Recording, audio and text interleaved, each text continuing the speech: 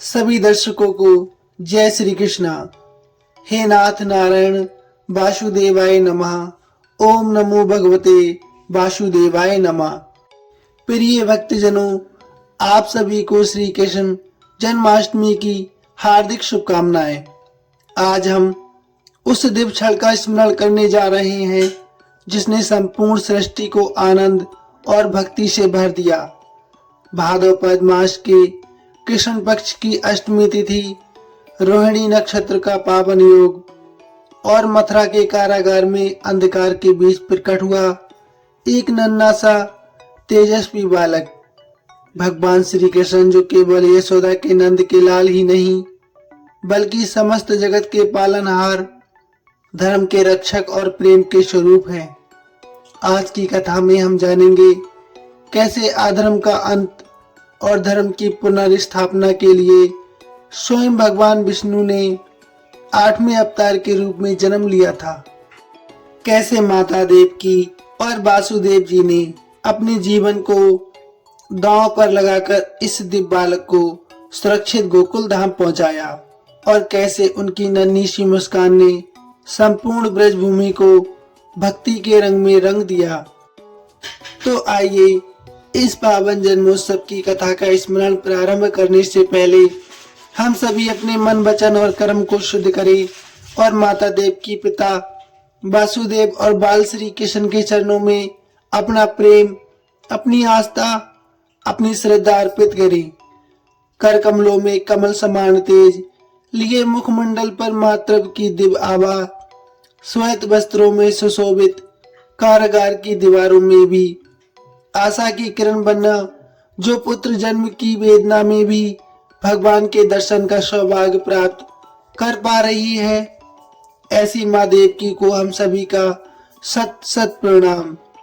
धैर्य और साहस के प्रतिमान, सत्य के पथ पर अडिग, जिनके चरणों में धर्म की दृढ़ता और कर कमलों में कृष्ण की कोमलता को, जीवन को दांव पर लगाकर प्रभु श्री कृष्ण को गोकुल पहुंचाने चले, ऐसे पिता वासुदेव को हम सभी का कोटि कोटि नमन। माखन सी कोमल काया, नील मणि सा वर्ण, नन्हे चरणों में अलौकिक चमक, नयन कमलों में करुणा और प्रेम का सागर, कर कमल में बंसी और अधरों पर मोहक मुस्कान, ऐसे बाल गोपाल को हमारा प्रणाम, बारंबार प्रणाम। देवराज इंद्र के आग्रह करने पर देव ऋषि नारद ने उन्हें श्री कृष्ण जन्माष्टमी की व्रत कथा बताते हुए इस प्रकार कहा। हे देवराज, इंद्र द्वापर युग की बात है। उन दिनों मथुरा में उग्रसेन नाम के एक राजा रहते थे। स्वभाव से वे बहुत ही सीधे साधे थे।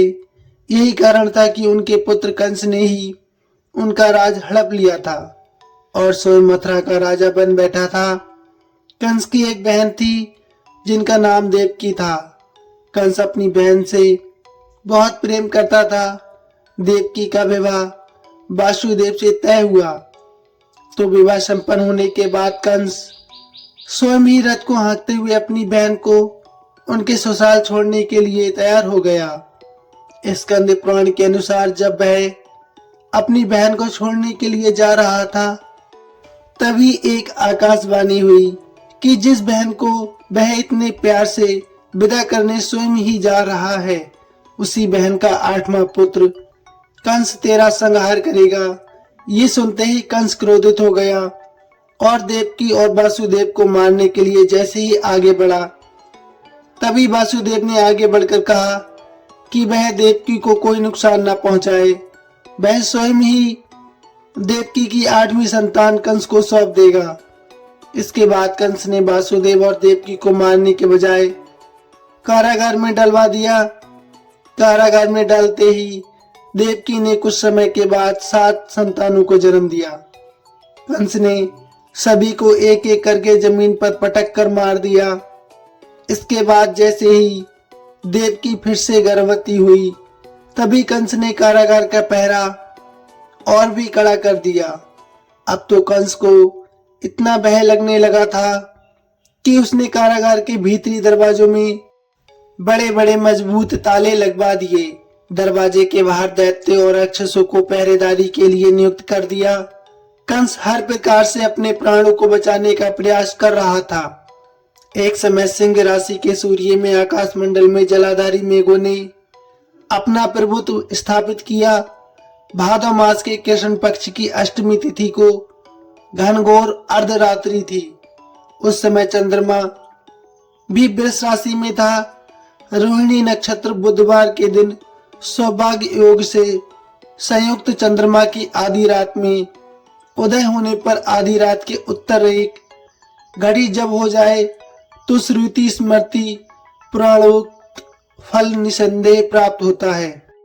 इस प्रकार बताते हुए देवर्षि नारद ने देवराज इंद्र से कहा, ऐसे विजय नामक शुभ मुहूर्त में श्री कृष्ण का जन्म हुआ और श्री कृष्ण के प्रभाव से उसी क्षण कारागार के दरवाजे स्वयं खुलते चले गए।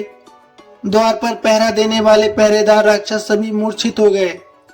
देवकी ने उसी क्षण अपने पति वासुदेव से कहा, हे स्वामी, आप निद्रा का त्याग कीजिए और मेरे इस 8वें पुत्र को गोकुल में ले जाइए। वहां इस पुत्र को नंद की धर्मपत्नी यशोदा को सौंप दीजिए। उस समय यमुना जी अपने पूरे उफान पर थी। यमुना जी में भीषण बाढ़ आई हुई थी, किंतु जब वासुदेव जी ने कृष्ण को एक सूप में लेकर यमुना जी को पार करने के लिए यमुना जी में उतरे ही तो उसी क्षण कान्हा जी के चरणों को स्पर्श करते यमुना जी अपने पूर्व स्तर में रूप में आ गईं। किसी प्रकार वासुदेव जी ने गोकुल पहुंचे और नंद बाबा के घर में प्रवेश करके उन्होंने अपना पुत्र तत्काल उन्हें दे दिया। उस समय यशोदा मैया गहरी नींद में थी, तो उन्होंने नवजात कन्या को उनके पास से उठाया और अपना पुत्र नवजात कन्या की जगह पर रखकर वापस मथुरा लौट आए। प्रातःकाल होने पर जब सभी राक्षस पहरेदार निद्रा से जागे तो कंस ने द्वारपालों से पूछा कि अब देवकी के गर्भ से क्या हुआ है, इस बात का पता लगाकर मुझे बताओ। द्वारपालों ने कंस की आज्ञा को मानते हुए जब कारागार में जाकर देखा तो वहां देवकी की गोद में एक कन्या थी, जिसे देखकर द्वारपालों ने तुरंत कंस को आकर बताया, किंतु कंस को तो उस कन्या से भी भय होने लगा। इसलिए वह स्वयं कारागार में गया और उसने देवकी की गोद से कन्या को छीन लिया और उसे एक पत्थर की चट्टान पर जैसे ही पटकने वाला था कि वह कन्या उसी क्षण श्री हरि की माया से आकाश की ओर चली गई और एक दिव्य ज्योति के रूप में बदल गई। उसने कंस से कहा, हे दुष्ट, तू मुझे क्या मारता है? तुझे मारने वाला गोकुल में नंद बाबा के घर उत्पन्न हो चुका है और उसी से तेरी मृत्यु सुनिश्चित है। मेरा नाम तो वैष्णवी है। मैं संसार के कर्ता भगवान विष्णु की माया से उत्पन्न हुई हूँ। ऐसा कहकर वह माया स्वर्ग की ओर चली गई। उस आकाशवाणी को सुनकर कंस बहुत क्रोधित हो उठा। उसने नंद बाबा के घर में पूतना राक्षसनी को कृष्ण का वध करने के लिए भेज दिया, किंतु जब वह राक्षसी श्री कृष्ण को स्तनपान कराने लगी तो श्री कृष्ण ने उसके स्तनों से उसके प्राणों को ही खींच लिया और वह राक्षसी कृष्ण कृष्ण कहते हुए मृत्यु को प्राप्त हो गई। जब कंस को पूतना की मृत्यु का समाचार मिला तो उसने कृष्ण का वध करने के लिए बारी बारी से केसी नामक दैत्य अश्व के रूप में, उसके बाद अरिष्ट नामक दैत्य को बैल के रूप में भेजा, किंतु ये दोनों भी कृष्ण के हाथों मृत्यु को प्राप्त हो गए। इसके बाद कंस ने काल्याख नामक दैत्य को कौवे के रूप में भेजा, किंतु वह भी श्री कृष्ण के हाथों मारा गया। अपने बलवान राक्षसों की मृत्यु के आघात से कंस अत्यधिक भयभीत हो गया। उसने द्वारपालों को आज्ञा दी कि वह नंद बाबा को तत्काल मेरे सामने उपस्थित करे। द्वारपाल नंद बाबा को लेकर आए।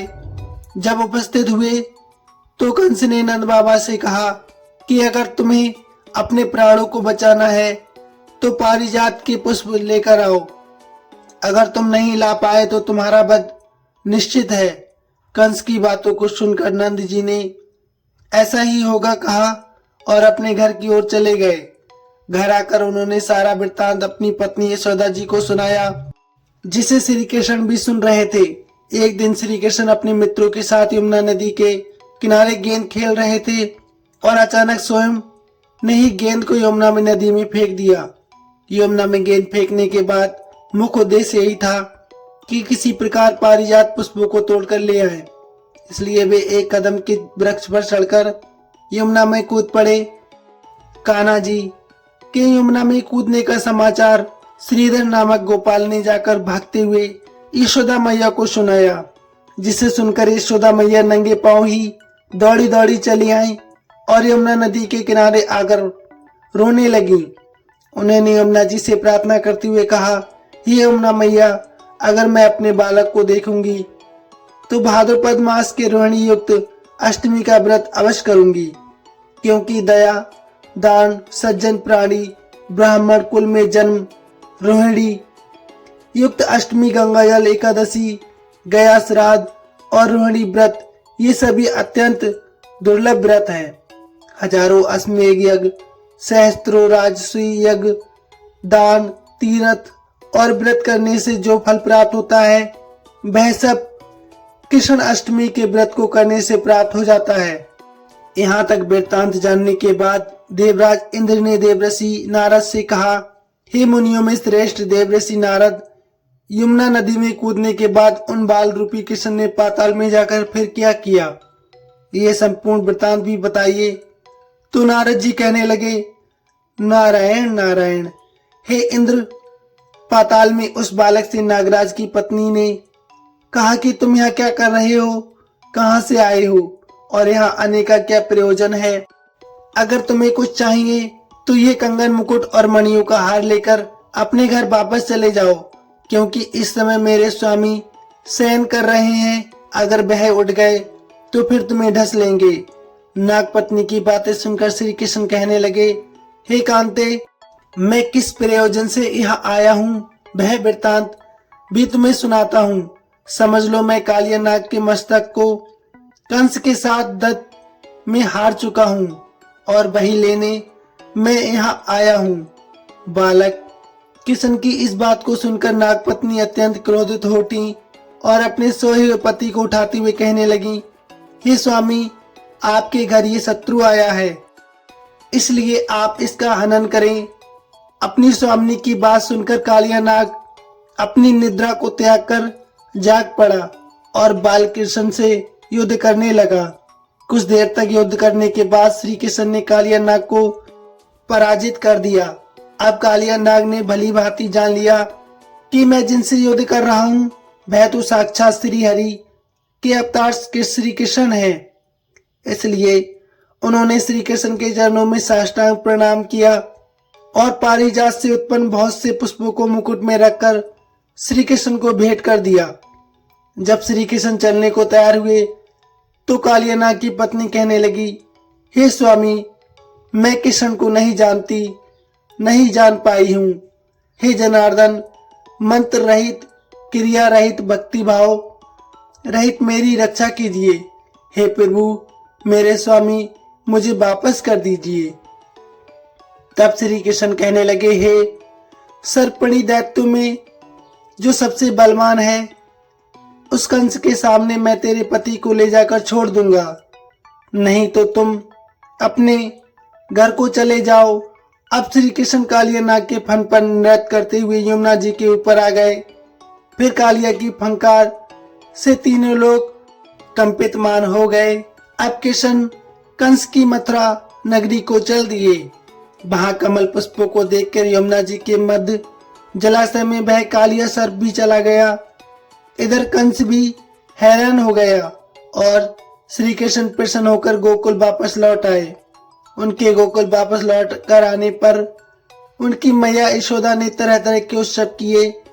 अब देवराज इंद्र ने देवऋषि नारद से फिर पूछा, हे महामुनि, संसार के प्राणी बालक श्री कृष्ण के आने पर अत्यधिक आनंदित हुए। आखिर श्री कृष्ण ने क्या क्या चरित्र किया, क्या क्या लीलाएं दिखाई, वह सभी आप मुझे बताने की कृपा कीजिए। तब देवऋषि नारद ने देवराज से कहा, देवराज, मन को हरने वाला मथुरा नगर यमुना नदी के दक्षिण भाग में स्थित है। वहां कंस का महाबलशाही भाई चाणूर रहता था। उस चाणूर से श्री कृष्ण के मल्लयुद्ध की घोषणा की गई। हे इंद्र, श्री कृष्ण और चाणूर का मल्लयुद्ध अत्यंत आश्चर्यजनक था। चाणूर राक्षस की अपेक्षा कृष्ण बाल रूप में भी थे। शंख और मृदंग के शब्दों के साथ कंस और केसी इस युद्ध को मथुरा के जनसभा के बीच में देख रहे थे। श्री कृष्ण ने अपने पैरों को चाणूर के गले में फंसाकर उसका भी वध कर दिया। चाणूर की मृत्यु के बाद उनका मल्लयुद्ध केसी के साथ हुआ।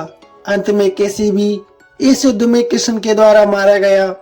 केसी की मृत्यु के बाद मल्लयुद्ध देख रहे सभी प्राणी श्री कृष्ण की जय जयकार करने लगे। बाल कृष्ण द्वारा चाणूर और केसी का वध होने के बाद अब तो कंस अत्यंत हृदय विदारक हो गया। इसलिए उसने सैनिकों को बुलाकर उन्हें आज्ञा दी कि तुम सभी अस्त्र शास्त्र से सुसज्जित होकर कृष्ण से युद्ध करो। हे इंद्र, उसी क्षण श्री कृष्ण ने गरुड़, बलराम तथा सुदर्शन चक्र का ध्यान किया, जिसके परिणाम स्वरूप बलदेव जी सुदर्शन चक्र लेकर गरुड़ पर आरोहण होकर आ गए। उन्हें आता देख बालक श्री कृष्ण ने सुदर्शन चक्र को उनसे लेकर स्वयं ही गरुड़ की पीठ पर बैठकर न जाने कितने राक्षसों और दैत्यों का वध कर डाला, कितनों के शरीर अंग भंग कर दिए। इससे युद्ध में श्री कृष्ण और बलदेव ने असंख्य दैत्यों का वध कर दिया। बलराम जी ने अपने आयुध शस्त्र हल से और श्री कृष्ण ने सुदर्शन चक्र से माघ मास के शुक्ल पक्ष की सप्तमी को विशाल दैत्यों के समूह का सर्वनाश कर डाला। जब अंत में केवल दुराचारी कंस ही बचा रह गया तो कृष्ण कहने लगे, हे दुष्ट अधर्मी दुराचारी, अब मैं इस महायुद्ध स्थल पर तुझसे युद्ध कर तेरा वध कर इस संसार को तुझसे मुक्त कराऊंगा। ऐसा कहते हुए श्री कृष्ण ने उसके बालों को पकड़ लिया और कंस को घुमाकर पृथ्वी पर पटक दिया, जिससे उसकी मृत्यु हो गई। कंस के मरने के बाद देवताओं ने आकाश से पुष्प वर्षा की। प्रिय भक्तजनों, आज हमने उस दिव्य रात्रि की कथा का स्मरण किया जो कारागार के अंधकार में भी आशा और भक्ति का दीप प्रज्वलित कर देती है। माता देवकी के हृदय की वेदना, पिता वासुदेव का अद्भुत साहस और बाल गोपाल का मोहक अवतरण, ये सब हमें सिखाते हैं कि जब जीवन में संकट आए तो विश्वास, धैर्य और ईश्वर भक्ति ही हमें पार लगाती है। श्री कृष्ण का जन्म केवल मथुरा में ही नहीं हुआ था, बल्कि हर उस हृदय में हुआ जो प्रेम, सत्य और करुणा से भरा हुआ है। आज भी जब हम उनका नाम स्मरण करते हैं, राधे कृष्णा राधे कृष्णा राधे कृष्णा हरे हरे कृष्णा, तो हमारे भीतर भी नकारात्मकता का नष्ट हो जाना लाजमी है और जीवन में आनंद का संचार होता है।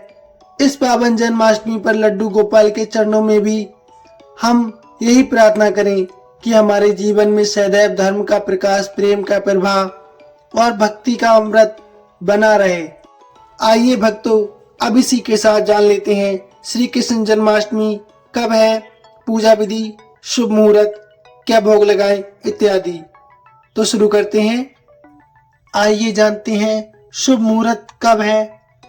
कृष्ण जन्माष्टमी की अष्टमी तिथि 15 अगस्त 2025 को 11:49 पर शुरू होगी और इसका समापन 16 अगस्त 2025 को रात 9:34 पर होगा। जन्माष्टमी का पूजन मुहूर्त 16 अगस्त को रात 12:04 पर शुरू होकर 12:47 पर समाप्त होगा। इसकी अवधि कुल 43 मिनट की रहेगी। रोहिणी नक्षत्र 17 अगस्त को सुबह 4:38 पर शुरू होगा और ये 18 अगस्त को 3:17 तक रहेगा। आइए भक्तों, अब जान लेते हैं पूजा विधि और कहाना को क्या भोग लगाएं। कृष्ण जन्माष्टमी के दिन सबसे पहले सुबह उठकर ओम नमो भगवते वासुदेवाय नमः मंत्र का आप जाप करें। इसके बाद स्नान करके सूर्य देव को जल अर्पित करना। फिर जिस स्थान पर श्री कृष्ण के बाल स्वरूप लड्डू गोपाल जी की मूर्ति स्थापित की हो, वहां पर साफ सफाई करके गंगा जल डालकर शुद्ध कर लेना। इस स्थान को अशोक की पत्ती, फूल, माला और सुगंध इत्यादि से खूब सजा देना। इस स्थान पर बच्चे के छोटे छोटे खिलौने लगाना, पालना लगाना, प्रसन्न मन के साथ श्री हरि का कीर्तन और व्रत करना। संभव हो सके तो निराहार अथवा फल खाकर भी आप व्रत करें। फिर शाम के समय भजन संध्या पूजन करें और रात्रि में भगवान श्री कृष्ण का पंचामृत से स्नान करें। प्रभु को मीठे पकवान माखन इत्यादि का भोग लगाएं। तुलसी दल अर्पित करें। अंत में जीवन में सुख शांति की कामना करें और साथ ही भूल से भी अगर कोई गलती हुई हो उसके लिए क्षमा याचना करें। कान्हा जी को विशेषकर माखन मिश्री मोहन भोग श्रीखंड पंजीरी और मालपुआ का आप भोग लगा सकते हैं। तो भक्तों, आपको जानकारी कैसी लगी प्लीज कमेंट में अवश्य लिखें। जय श्री कृष्णा। आप सभी को श्री कृष्ण जन्माष्टमी की ढेर सारी शुभकामनाएं। आप सभी का मंगलमय हो।